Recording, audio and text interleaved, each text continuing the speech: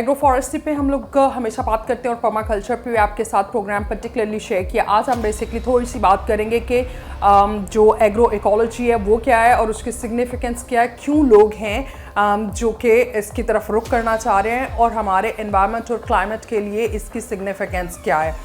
Shiva Gill XP blue zone के साथ हमेशा आपके साथ मौजूद होती हूँ। आप लोगों का थैंक यू करना चाहूँगी कि हम लोग कुछ काम की मसरूफियत की वजह से बहुत कंटिन्यूटी नहीं कर पाते at times for programs, but still आप लोगों का अच्छा फीडबैक हमारे लिए हमेशा एनकरेजमेंट होता है। Please do subscribe to our channel for more informative videos.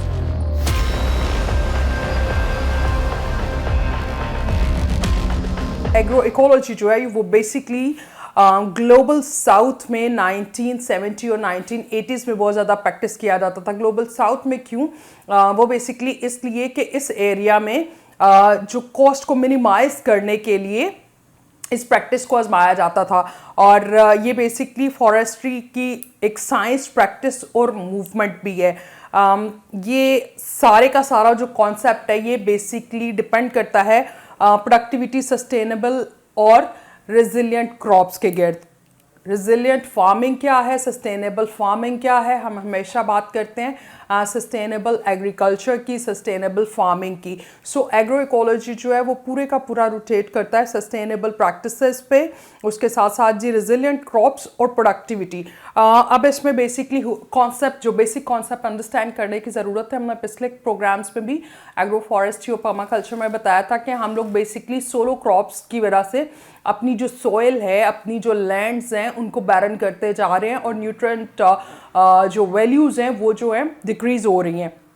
So basically agro ecology में जो प्रैक्टिस को अपनाया जाता है और जिस साइंस को देखा जाता है उसमें बेसिकली आपको 3 क्रॉप रोटेशन करनी होती है ईयरली। आप सेम क्रॉप एक जगह पे बार बार नहीं लगाते, या फिर आप पर्माकल्चर की कुछ प्रैक्टिसेस को अडॉप्ट करके तो आप फॉरेस्ट्री और क्रॉप्स जो है उसको साथ लगा रहे होते हैं। सो 3 मेन क्रॉप रोटेशन जो है वो ईयरली बेस पे इस प्रैक्टिस में की जाती हैं। उसके साथ साथ इसके बड़े अहम मेथड्स के अंदर ये भी आता है कि कवर्ड क्रॉप्स जो हैं उनको भी प्रमोट किया जाता है। उसके साथ एग्रो फॉरेस्ट्री, जैसा कि मैंने आपको बताया, वो किया जाता है। और फिर सबसे अहम चीज़ जो हम हमेशा मिस करते जा रहे हैं, बिकॉज हम केमिकल के और केमिकल फर्टिलाइजर्स के इतने आदी हो चुके हैं कि हम लाइव स्टॉक इंटीग्रेशन जो है उसको भूल चुके हैं। जो एग्रो इकोलॉजी है इसमें बेसिकली लाइव स्टॉक इंटीग्रेशन जो है आपकी क्रॉप्स के साथ, आपके फॉरेस्ट्री के साथ सबसे अहम एलिमेंट होता है। उसके साथ साथ जी इसको ज़्यादा माना इस तरह जाता है कि ऑफ फार्म प्रैक्टिसेस जो हैं, इसमें ऑफ फार्म प्रैक्टिसेस ज़्यादा होती हैं बिकॉज कमर्शियल आस्पेक्ट ज़्यादा होता है और ये बेसिकली लेबर इंटेंसिव होती हैं।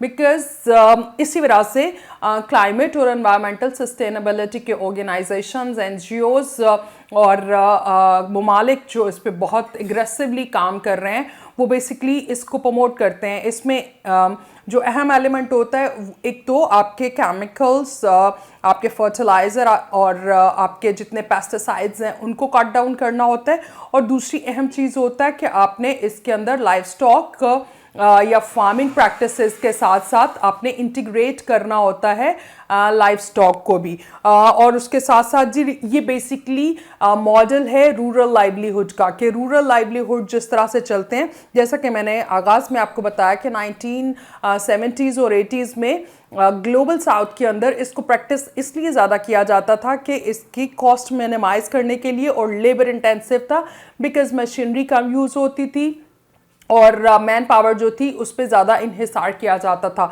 इसी वजह से इसको अब एक सस्टेनेबल प्रैक्टिस के तौर पे रीप्रमोट किया जा रहा है। और यूरोप, अमेरिका और इस तरह से बहुत से जो सक्सेसफुल ममालिक हैं, जो डेवलप्ड कंट्रीज़ हैं, वो बेसिकली इन एग्रीकल्चर की जो प्रैक्टिसेस हैं उनको अडॉप्ट कर रहे हैं। और उसके साथ साथ जो रूरल लाइवलीहुड है उसको उसके साथ इंटीग्रेशन कर रहे हैं। और इसका बेसिक पर्पस होता है और बेसिक सक्सेस रेट भी हम जो देख रहे हैं वो basically is to empower small holder farmers. जितने भी स्मॉल लैंड होल्डर्स होते हैं, स्मॉल फार्मर्स जिनको हम बोलते हैं, सो बेसिकली ये प्रैक्टिसेस जो हैं उनको अडॉप्ट ज़्यादा किया जाता है स्मॉल फार्मिंग में।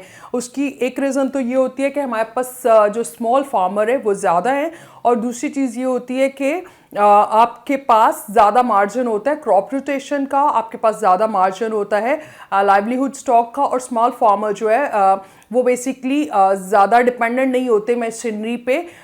वो जितनी भी ऑर्गेनिक या सस्टेनेबल प्रैक्टिसेस हैं या फिर मैन पावर है उस पर ज़्यादा डिपेंड कर रहे होते हैं, और यही वजह है कि ये एक सस्टेनेबल प्रैक्टिस बनती जा रही है। और उसके साथ साथ जी अगर इसको हम एक ब्रॉडर मूवमेंट के तौर पे देखें, जैसा कि हम देखते हैं कि एग्रीकल्चर की और जो है एनवायरनमेंट सस्टेनेबिलिटी की और क्लाइमेट जस्टिस की जितनी भी ऑर्गेनाइजेशन काम कर रही हैं और जितने भी ममालिक इस पे काम कर रहे हैं, वो बेसिकली इसको इस पैराहे में देखते हैं कि जब इसका बिगर स्पेक्ट्रम देखते हैं आप, तो ये एक पॉलिटिकल और इकोनॉमिकल डिसीजन भी है। बिकॉज इकोनॉमिकल इस वजह से कि जितना हम लोगों ने फास्ट फॉरवर्ड कर दिया हुआ है अपनी ज़िंदगियों को, चाहे वो आपका फूड हो, चाहे आपका लाइफस्टाइल हो, चाहे आपकी ज़िंदगी का कोई भी पहलू उठा लीजिए, उसको हम लोगों ने टेक्नोलॉजी बेस्ड इतना कर दिया हुआ है और हम लोग इतना डिपेंडेंट हो चुके हैं मशीनरीज पे कि जिसकी वजह से पॉलिटिकल और इकोनॉमिकल इंस्टेबिलिटी के जो चांसेस और जो फ्लॉज हैं और ड्रॉबैक्स जो हैं वो मौजूद हैं। और यही एक रिस्क होने की वजह से इसको बहुत बड़े कमर्शियल प्रोजेक्ट्स पे फ़ौरन जो है स्विच नहीं किया जाता। बिकॉज ये रेजिलिएंट क्रॉप्स के लिए और सस्टेनेबल प्रैक्टिसेस के लिए आपको ज़्यादा लोग इंगेज करने होते हैं, बट उसके लिए प्रैक्टिकल ऑप्शन ये होती है कि स्मॉल फार्मर्स जो है या स्मॉल लैंड होल्डर फार्मिंग के जो लोग हैं उनको इंगेज किया जाता है, ताकि एकदम से आपके इकोनॉमी के लिए बहुत बड़ा कोई सेटबैक ना आए और कोई बहुत बड़ा डिसीजन ना लिया जाए। और उसके साथ इसके बहुत ऑब्वियस से पॉलिटिकल मैटर्स भी हैं। वो इस तरह से, जैसे हम लोगों ने आप लोगों से वेंडिंग मशीन की, रिवर्स वेंडिंग मशीन्स का प्रोग्राम आपके साथ हमने शेयर किया था। सो पॉलिटिकल जो जितने भी इंगेजमेंट होती है उसमें बहुत बड़ा इन्फ्लुएंस होता है आपके कॉर्पोरेट सेक्टर का, आपके मल्टीनेशनल का। सो जितनी भी इकोनॉमी और जितने भी जीएमओ फूड्स और जितने भी हम लोगों के जितने भी फास्ट फूड्स हम देख रहे होते हैं, ये बेसिकली मल्टीनेशनल और कॉर्पोरेशंस है, बिग कॉर्पोरेशंस है, जिनका बहुत अहम टैक्स पेयर होने की वजह से इन्फ्लुएंस होता है पॉलिटिकल और आपके इकोनॉमिकल डिसीजन की वजह से, जिसकी वजह से वो आपको बहुत बड़े डिसीजंस जो हैं, इवन हुकूमतों को भी बहुत बड़े डिसीजंस नहीं लेने दिए जाते। और इसकी बेहतरीन प्रैक्टिस हमेशा ये रहती है कि स्मॉल फार्मर को स्ट्रॉन्ग करें और आप अपनी ऑर्गेनिक और रेजिलिएंट क्रॉप्स जो हैं वो स्मॉल फार्मर्स के थ्रू जो है वो अचीव कर सकते हैं। और वो एक सिर्फ सोशल जस्टिस नहीं, बल्कि आहिस्ता आहिस्ता से एक पॉलिटिकल और आपके जो इकोनॉमिकल डिसीजन मेकर्स हैं उनको भी सपोर्ट करेगा। बिकॉज कलेक्टिवली जब हम देखते हैं, अगर हम पाकिस्तान की बात करते हैं, तो पाकिस्तान में अगर हम पर्टिकुलरली देखें तो स्मॉल फार्मर्स जो है हमारा 70% तक है, राइट। जो बिग लैंडलॉर्ड्स हैं उनके जो लैंड है वो बहुत बड़ा वॉल्यूम है, बट उनका नंबर ऑफ ओनर्स जो है वो कम है। तो हमारे पास मेजॉरिटी में स्मॉल फार्मर मौजूद है जो कि कंपैरेटिवली 70% जो है जगह उसको ऑक्यूपाई करते हैं और क्रॉप्स भी लगाते हैं और हमारे फूड और उसके लिए। बट वो बड़े फार्मर को फॉलो करने के लिए या मार्केट कंपटीशन को compete करने के लिए फर्टिलाइजर्स, केमिकल्स और पेस्टिसाइड्स जो हैं उसको अडॉप्ट करते हैं। सो दुनिया अडॉप्ट कर रही है, ये साउथ ग्लोबल यानी पाकिस्तान भी एक उसी रीजन में आता है।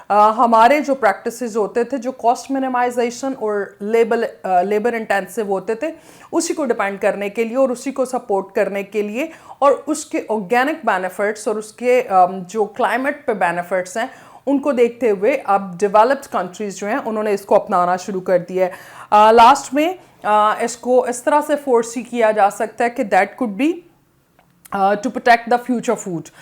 बिकॉज जितना हम केमिकल खा रहे हैं उसका हम हमेशा और तकरीबन हर प्रोग्राम में जिक्र करते हैं कि आप देखिए कि हमारे हेल्थ कितने डिटोरिएट कर रहे हैं। हम लोगों के कितनी बीमारियां जो जन्म ले चुकी हैं और हर घर के अंदर आपको 2 से 4 लोग मिलते हैं। किसी को ब्रीदिंग के इश्यूज़ होते हैं, किसी के कार्डियक के मसले हैं, किसी को आई साइट के मसले हैं। पाकिस्तान पर्टिकुलरली लाहौर जैसे शहर में बात करें तो स्मॉग और पोल्यूशन, एयर पोल्यूशन इतना ज़्यादा है कि हमको अननोइंगली भी पता नहीं चल रहा कि हम लोग कितनी डिजीज़ और अपने इम्यूनिटी को कितना इफ़ेक्ट करते जा रहे हैं। सो फ्यूचर फूड के तौर पे इसको देखा जा रहा है कि आपको एग्रो इकोलॉजी है जो हमारा बेसिकली हमेशा से हमारी पूरी थियोलॉजी है, वो है बैक टू बेसिक वाली लाइफ पे। सो पूरे का पूरा कॉन्सेप्ट जो है वो बेसिकली डिपेंड करता है कि हम लोगों ने ऑर्गेनिक की तरफ स्विच करना। जितना आप नेचर के करीब होंगे, जितना आप वापस नेचर को जाएंगे, उतना ही हम सस्टेनेबल प्रैक्टिसेस और सस्टेनेबल हेल्थ की तरफ जा सकेंगे। और इसको एक इक्विटेबल फूड के तौर पे भी माना जा रहा है डेवलप कंट्रीज़ के अंदर। वो इसको एक सस्टेनेबल और सुपर फूड के तौर पे देखते हैं जो कि केमिकल फ्री होगी, जो क्रॉप रोटेशन से आपकी सोइल हेल्थ को भी स्टोर करेगी, रिस्टोर करेगी, और उसके साथ साथ जी लेबर जो है उसको हम इनकरेज कर सकेंगे। मशीनरी को डिस्करेज किया जा रहा है, और मेरे ख्याल से पाकिस्तान और हमारे हमसाया ममालिक खैर इसकी बहुत सी एग्जांपल मौजूद हैं जहाँ पे वो ऑलरेडी कर रहे हैं। तो हमारे पास बहुत सी लेबर मौजूद है जिनके पास स्किल्स मौजूद हैं फार्मिंग की, ऑर्गेनिक फार्मिंग की। सो आई गेस हमारे पास फिर एज मौजूद है। एक तो पैसे नहीं है, दूसरे मशीनरी नहीं है, जो हमारे मुल्क की मसाइल हमेशा से रहे हैं। पता नहीं कितने डेकेड से हमेशा यही सुना है पाकिस्तान कर्जे में होता है, तो पाकिस्तान तो हमेशा कर्जे में होता है। सो आई गेस अभी नई मशीनरी और टेक्नोलॉजी को तो उस तरह कम्पीट नहीं कर सकते। एटलीस्ट अपनी जो ओरिजिनल प्रैक्टिसेस हैं सस्टेनेबल फार्मिंग की, रिजिलियंट क्रॉप की और क्रॉप रोटेशन की, उसी पे वापस आ जाइए। सो एटलीस्ट हम लोग दूसरों को कॉपी करते करते खुद को भी खो रहे हैं। सो हम ये कर सकते हैं कि हम बेसिकली अपनी जो रियल प्रैक्टिसेस हैं उन्हीं को अडॉप्ट कर लें, और केमिकल लाइफ के पीछे और केमिकल फूड के पीछे और जीएमओ जो हैं आपके जेनेटिकली मॉडिफाइड सीड जो हैं उनके पीछे भागना छोड़ दें। बिकॉज हम जितनी मर्जी इकोनॉमी में तरक्की कर लें, अगर जीएमओस को और केमिकल फर्टिलाइजर्स को यूज़ करके फिर भी हम कर्जे में एक मुल्क डूबा हुआ है, तो हमारे पास तो हेल्थ बजट पहले ही कम होते हैं। लेट्स सी साल 2026 में शायद कुछ अच्छे हेल्थ बजट निकल आए। अगर हेल्थ बजट नहीं तो फॉर अ सेफर साइड आप हेल्थ रिपोर्ट्स ज़रूर चेक कीजिएगा कि पिछले 3 से 5 साल के अंदर मेन जितने भी सीरीज़ ऑफ पाकिस्तान है उनके अंदर हेल्थ इश्यूज़ कितने रेज किए हैं। That's for you. आप में से किसी के पास रिपोर्ट्स या इन्फॉर्मेशन हो हमारे साथ कमेंट्स में ज़रूर शेयर कीजिए। लास्ट में जितनी भी एग्रो इकोलॉजी है उसका सबसे बड़ा बेनिफिट ये है कि जो आपके पॉल्यूशन है उसको एब्जॉर्ब करता है। जब आप मिक्स ट्रीज़ लगाएंगे अपनी क्रॉप के साथ, आप पर्माकल्चर को प्रमोट करेंगे, क्रॉप रोटेट करेंगे, तो वो आपकी पॉल्यूशन, आपकी एयर को क्लीन करेगा और आपकी पॉल्यूशन को अब्जॉर्ब करेगा, जो कि हम बड़े बेधड़क होके हमेशा हर जगह को पॉल्यूट कर रहे होते हैं।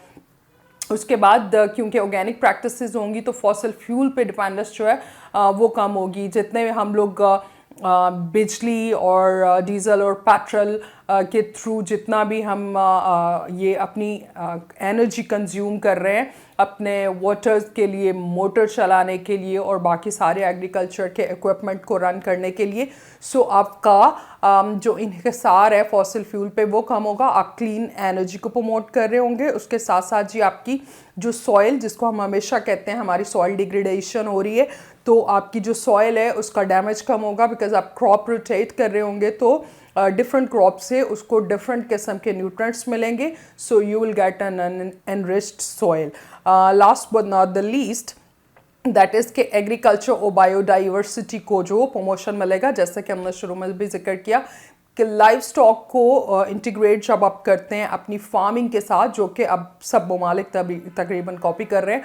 और अगर हम अपनी 3-4 जनरेशन पहले तक का जानते हों तो हमें पता होगा कि हमारे घरों में एक कल्चर होता था, पौधे भी, मुर्गियाँ, कैटल्स, जितनी भी लाइफ स्टॉक है वो जो थे वो सेम प्लेस पे रखे जाते थे, तो वो भी ऑर्गेनिक होते थे। हमें पोल्ट्री जो है वो अभी जो सपोज्ड पोल्ट्री चल रही होती है फार्म्ड, वो नहीं मिलती थी, ऑर्गेनिक मीट मिलता था और आपके ऑर्गेनिक क्रॉप मिलते थे। अब हम मॉडर्न होने के चक्कर में हम लोगों ने सब कुछ डिवेस्टेट कर दिया और अब हम बैड हेल्थ और मेडिसिन की तरफ चल रहे होते हैं और हमेशा हम एक फार्मास्यूटिकल को सपोर्ट कर रहे होते हैं। So future of sustainable foods के तौर पे इसको देखा जा रहा है।